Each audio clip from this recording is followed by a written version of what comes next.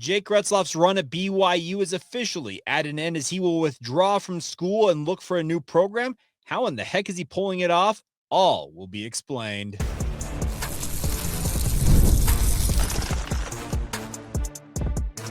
You are Locked On Cougars, your daily podcast on the BYU Cougars, part of the Locked On Podcast Network, your team every day.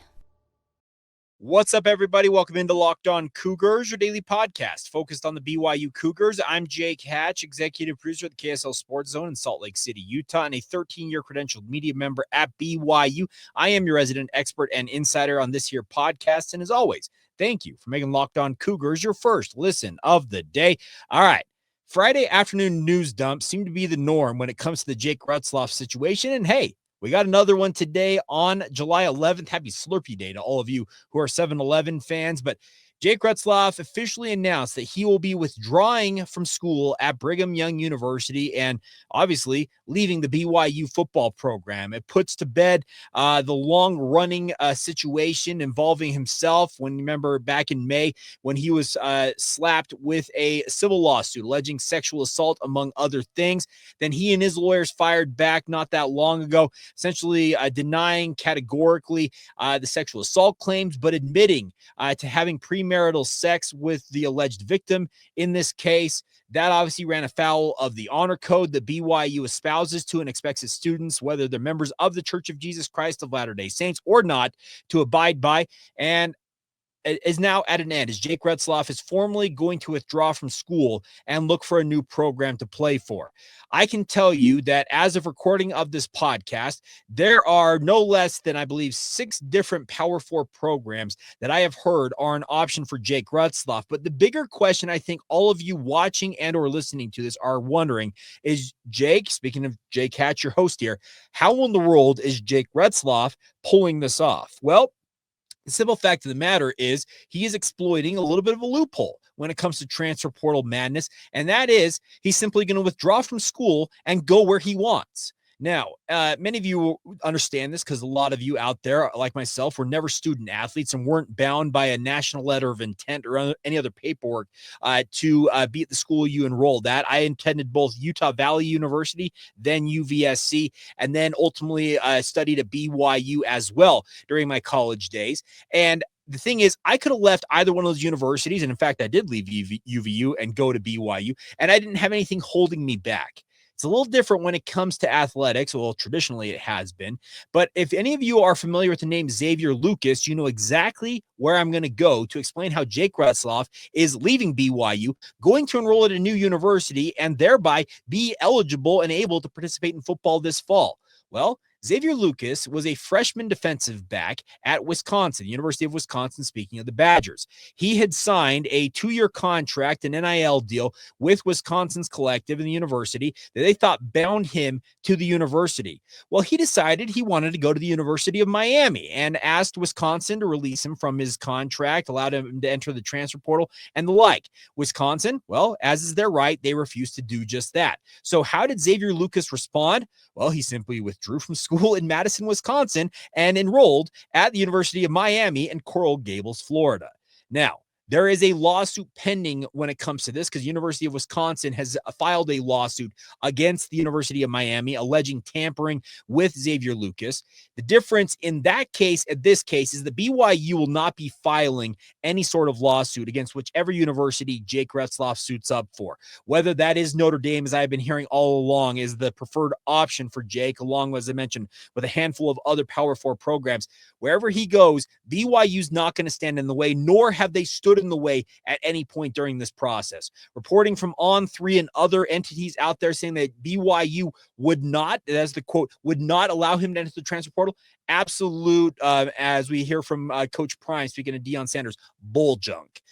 The thing is, BYU, I think, understood when this civil lawsuit was filed that The best case scenario was that Jake Retzlaff denied the sexual assault allegations, but acknowledged that the fact that he had premarital sex with the alleged victim in that case. And that obviously ran afoul of the honor code. And I can think probably back to when that lawsuit was filed, BYU already probably had the gears turning in their heads. I'm speaking of BYU administration, Kalani Sitake, Aaron Roderick, on down to guys like Matt Mitchell, everybody involved with the BYU football program and the quarterback position probably was thinking, all right, well, this maybe ends a run for Jake at BYU, so we got to think ahead to the future. So as BYU mentioned in their statement, they wish him absolutely the best. I think that's the best way to go about this is you make sure that you come off sounding as gracious as you possibly can be. And the statement from BYU reads as follows when it comes to the Jake Retzlaff situation. Quote, "We are grateful for the time Jake Retzlaff has spent at BYU. As he moves forward, BYU Athletics understands and respects Jake's decision to withdraw from BYU, and we wish him all the best as he enters the next phase of his career," unquote. So what he is going to do is he's simply withdrawing or unenrolling, whatever you want to term it, at BYU. He will go to a new university. He will enroll as a student at said university and thereby will officially be a walk-on with the program of his choosing. He is now, for all intents and purposes, when it comes to college football parlance or football parlance in general, a free agent. It's a kind of a weird deal, obviously, because a lot of you out there have been so used to guys having to enter the transfer portal to pull this off. But ever since the transfer portal was instituted in 2018, this has kind of been that loophole that has been out there. And very few guys, the only one I could think of was Xavier Lucas because it made such big headlines, lawsuit being filed and all, that you simply just leave the program you were enrolled at, say, hey, thanks, but no thanks, I'm out. I'm going to X university here.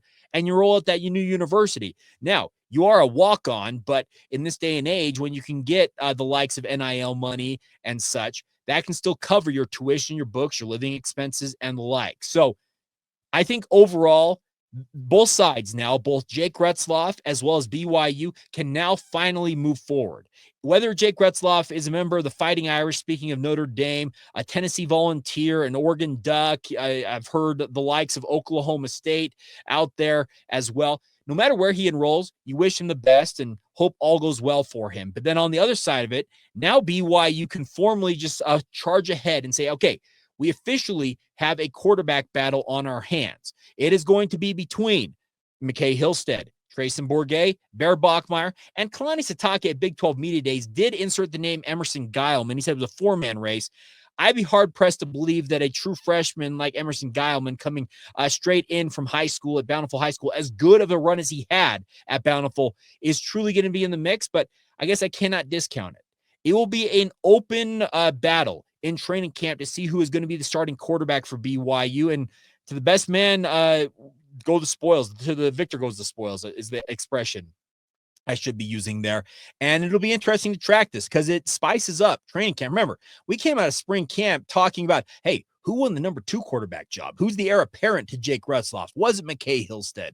Was it Trayson Bourget? And we never got a firm answer on that from Aaron Roderick. Well, in 3-4 months' time, we have gone from that conversation to now, hey, are one of those two guys the next face of the BYU football program as their QB1?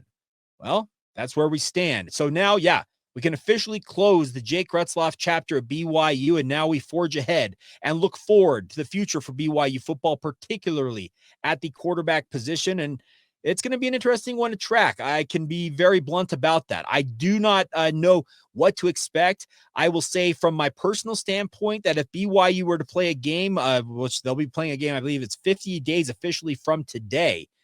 If BYU were to start a game today, I think it would be McKay Hillstead. But like I said, there are 50 days, over 30 practices in training camp upcoming that will ultimately determine who gets to run out there on the field with the starting unit come game day against Portland State on August 30th. But I, for one, cannot wait. And of course, we'll have it all for you guys, tracking every little bit of it along the way, right here on your original daily podcast, the Locked On Cougars podcast. So as always, thank you for making this podcast a part of your routine. Thank you for being everydayers. Make sure you subscribe, rate and review the show, share it with your family and friends, and join us again right here, once again, on the Locked On Cougars podcast.